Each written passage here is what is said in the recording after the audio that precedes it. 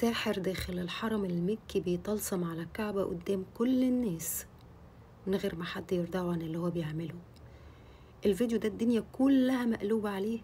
هذا الشرايط ديال هذا سحر شعوذة لا حول ولا قوة الا بالله. عليكم شرايط ديال عليكم شرايط انا كي دايره انا كيف راهي عليكم شرايط ديال راهي في طلاسم هذا مغربي. زي ما شفت من نشانات الدنيا اكتر من 100 حد وبدون مبالغة بعتلي الفيديو ده. الكل عايز يعرف ايه حقيقة الساحر ده، والحقيقة بقى ان ده مش ساحر.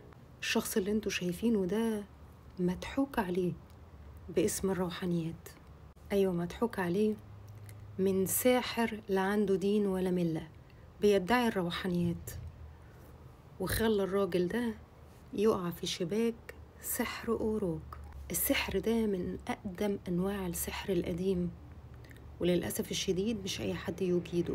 يستخدم فيه الساحر الثلاث ديانات: الإسلامية، المسيحية، واليهودية.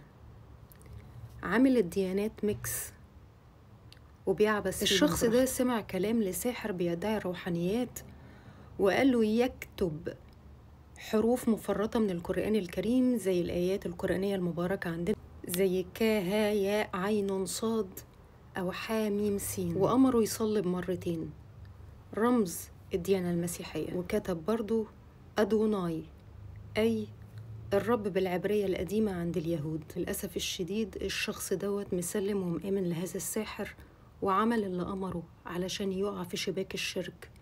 معنى إن هو يكتب الحروف من الآيات القرآنية ويصلب ويكتب الرموز اليهودية، فهو عمل جمع الثلاث ديانات علشان يتبارك بيهم. عشان الساحر ضحك على الضحية وقاله إن هو هيمتلك الديانات كلها. معنى إن هو يؤمن عند بيت رب العباد بالديانات الثلاثة، فهو كده هيكشف عنه الحجاب وربنا ينور عليه كشف البصيرة ويكون من عنده الروحانيات اللي مش عند حد. فوقع في الشباك للأسف. اللي قدامكوا ده مش ساحر. الساحر لا يجرؤ دخول الحرم ولا يجرؤ يقف أمام الكعبة. واحد من ضحاياه المضحوك عليهم. السحر دوت يكتب على الهواء. الغريبة ان انا ما كنتش متوقعة ان لحد دلوقتي حد بيتعامل بالاسلوب الرخيص النجس ده. كنت فاكرة ان النوع ده من الاسحار انقرض من زمن الزمن، وان الناس بقت اوعى من كده بكتير.